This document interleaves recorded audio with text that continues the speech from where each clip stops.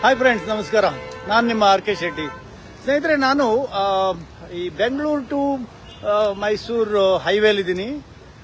ನೋಡಿ, ಇವಾಗ ಟೈಮ್ ಬಂದು ಎಷ್ಟು, ಇವಾಗ 12:25. ನಾವು ಮೈಸೂರು ಮುಗಿಸ್ಕೊಂಡು ಮೈಸೂರು ಮುಗಿಸ್ಕೊಂಡು ನಾವು ಬೆಂಗಳೂರು ಕಡೆ ಹೋಗ್ತಾ ಇದ್ದೀವಿ. ಇಲ್ಲಿ ಮಧ್ಯದಲ್ಲಿ ಟಾಯ್ಲೆಟ್ ಫೆಸಿಲಿಟೀಸ್ ಇದೆ. ನೋಡಿ, ನಿಮ್ಗೆ ಆ ಟಾಯ್ಲೆಟ್ನ ಒಂದು ಅವ್ಯವಸ್ಥೆನ ತೋರಿಸ್ತೀನಿ, ನೀವು ನೋಡಬೇಕು. ನೋಡಿ, ಇದು ಬೆಂಗಳೂರು ಮೈಸೂರು ಹೈವೇ ಇದು. ಓಕೆ, ಈಗ ಟೋಲಲ್ಲೆಲ್ಲ ವೆಹಿಕಲ್ ನಿಂತಿದೆ. ಇಲ್ಲಿ ನೋಡಿ, ಇದೊಂದು ವಾಶ್ರೂಮ್ ಇದೆ, ಟಾಯ್ಲೆಟ್ ಲೇಡೀಸ್ ಅಂಡ್ ಜೆಂಟ್ಸ್ ಅಂತ ಬಿಟ್ಟಿದ್ದು. ನೋಡಿ, ಸಾವಿರಾರು ಗಟ್ಟಲೆ ನಮ್ಮ ಹತ್ರ ಕಲೆಕ್ಷನ್ ಮಾಡ್ತಾರೆ. ಈ ಬಾತ್ರೂಮಿನ ಒಂದು ಅವ್ಯವಸ್ಥೆನ ನಿಮಗೆ ಕಳಿಸ್ತೀನಿ. ಇಲ್ಲಿ ಯಾರು ಕುಲ ಗೋತ್ರ ಇಲ್ಲ. ಇದನ್ನ ಬಾತ್ರೂಮ್ನ ಕ್ಲೀನ್ ಮಾಡದೆ ಎಷ್ಟು ದಿವಸ ಆಯ್ತೋ ಗೊತ್ತಿಲ್ಲ. ಓಕೆ, ಇದಕ್ಕೆ ಇಲ್ಲಿ ನೋಡಿ, ಒಂದೇ ಒಂದು ಟ್ಯಾಪ್ ಅಲ್ಲಿ ನೀರು ಇಲ್ಲ. ಟ್ಯಾಪ್ ಎಲ್ಲೂ ಇಲ್ಲ ನೀರು. ನೋಡಿ, ಇದರಲ್ಲೂ ನೀರು ಬರ್ತಾ ಇಲ್ಲ. ಯಾವುದೇ ಒಂದು ವ್ಯವಸ್ಥೆ ಇಲ್ಲ. ಓಕೆನಾ? ನೋಡಿ ಎಲ್ಲ ಹೇಗಿದೆ ನೋಡಿ.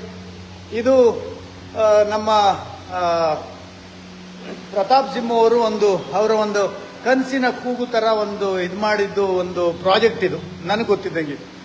ಎಲ್ಲ ಕಡೆ. ಆಮೇಲೆ ಇನ್ನೊಂದು ಏನಂದ್ರೆ ನೋಡಿ, ಇದು ಲಾಕ್ ಆಗಿದೆ. ಓಕೆ, ಆಮೇಲೆ ಎಲ್ಲಾ ಬಾತ್ರೂಮ್ಗಳು ಗಲೀಜು, ಕಬ್ಬು ನಾರ್ತಾ ಇದೆ. ನೋಡಿ, ನೀರು ವ್ಯವಸ್ಥೆ ಇಲ್ಲ. ಎಲ್ಲ ಹೇಗೆ ನೋಡಿ, ಹಿಂಗಿದೆ. ಇಲ್ಲಿ ನೋಡಿ, ಈ ಬಾತ್ರೂಮ್ ವ್ಯವಸ್ಥೆ ನೋಡಿ. ಇಲ್ಲಿ ನೋಡಿ, ಎಲ್ಲ ಬಾತ್ರೂಮ್ ಗಲೀಜು. ನೋಡಿ, ಇದು ನಮ್ಮ ಸರ್ಕಾರ ನಡೆಸ್ಕೊಳ್ತಾ ಇರುವಂತ ರೀತಿ. ಈಗ ಇಲ್ಲಿ ನಾನು ಯಾವುದೇ ಸರ್ಕಾರ ಇರಲಿ, ಒಂದು ವ್ಯವಸ್ಥೆನ ಸರಿಯಾಗಿ ಮಾಡಬೇಕು. ನೋ ವಾಟರ್, ನೀರಿಲ್ಲ. ಮತ್ತೆ ನೋಡಿ, ಪಾಪ ಲೇಡೀಸು ಏನಂತಂದ್ರೆ, ಲೇಡೀಸ್ ಎಲ್ಲ ಪಾಪ ಯೂಸ್ ಮಾಡ್ತಾ ಇರ್ತಾರೆ. ಈಗ ಅಲ್ಲಿ ಟಾಯ್ಲೆಟ್ ಎಲ್ಲ ಸ್ವಲ್ಪ ಏಜ್ ಆಗಿರೋರು ಇರ್ತಾರೆ, ಹುಷಾರಿಲ್ದಿರೋರು ಇರ್ತಾರೆ. ಬಂದು ಈ ತರ ಬಾತ್ರೂಮ್ ಅನ್ನು ಯೂಸ್ ಮಾಡಿದ್ರೆ ಅವ್ರ ಕತೆ ಏನಾಗಬೇಕು ನೀವೇ ಯೋಚನೆ ಮಾಡಿ. ಓಕೆನಾ? ದಯವಿಟ್ಟು ಈ ಹೈವೇ, ಈಗ ಬೆಂಗಳೂರು ಮೈಸೂರು ಹೈವೇ ಏನು, ಇದ್ರ ಬಗ್ಗೆ ಯಾರೀಗ ಇದ್ರ ಬಗ್ಗೆ ಇನ್ಚಾರ್ಜ್ ಇದ್ದಾರೆ, ಇದನ್ನ ಯಾರು ವಹಿಸ್ಕೊಂಡಿದ್ದಾರೆ, ಇವರು ಇಮಿಡಿಯೇಟ್ ಆಗಿ ಕ್ರಮ ತಗೊಳ್ಳೋವರೆಗೂ ಇದನ್ನ ದಯವಿಟ್ಟು ನನ್ನ ಈ ವಿಡಿಯೋನ ಶೇರ್ ಮಾಡ್ತಾನೆ ಇರಿ. ಇದು ಏನಂತ ಹೇಳಿದ್ರೆ, ಈ ತರದ ವ್ಯವಸ್ಥೆಗಳು ಆಗಬಾರ್ದು. ನಾವು ಎಷ್ಟು ಟ್ಯಾಕ್ಸ್ ಕಟ್ತೀವಿ, ಈಗ ಟೋಲ್ಗಳು ಎಷ್ಟು ನಾವು ಕಟ್ತಾ ಇದ್ದೀವಿ.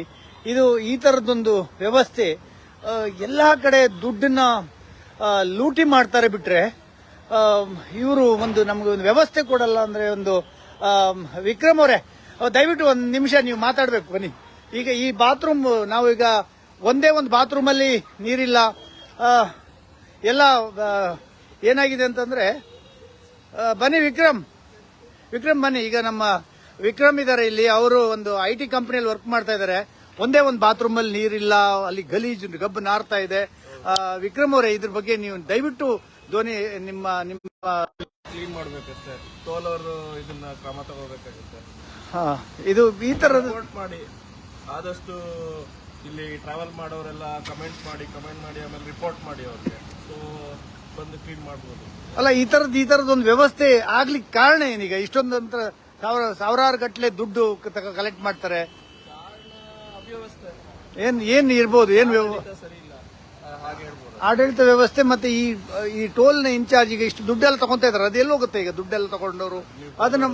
ಅದು ಮಾಡ್ಬೇಕಲ್ಲ ಅವರು, ಅದನ್ನ ಒಂದು ವ್ಯವಸ್ಥೆನ ಮಾಡ್ಬೇಕಲ್ವಾ?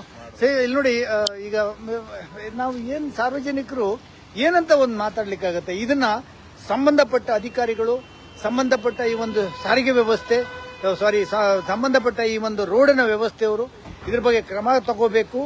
ಹಾಗೆ CM ಅವರು, DCM ಅವರು ಇದ್ರ ಬಗ್ಗೆ ಯಾರು ಈ ಎಂಟೈರ್ ಮೈಸೂರು ಹೈವೇ ಏನು ಫುಲ್ ಇದೆ, ಅಲ್ಲಿರುವಂತ ಬಾತ್ರೂಮ್ಗಳ ವ್ಯವಸ್ಥೆಗಳು ಸರಿ ಇದೆಯಾ ಇಲ್ವಾ ಅಂತ ನೀವು ಗಮನ ವಹಿಸಬೇಕು.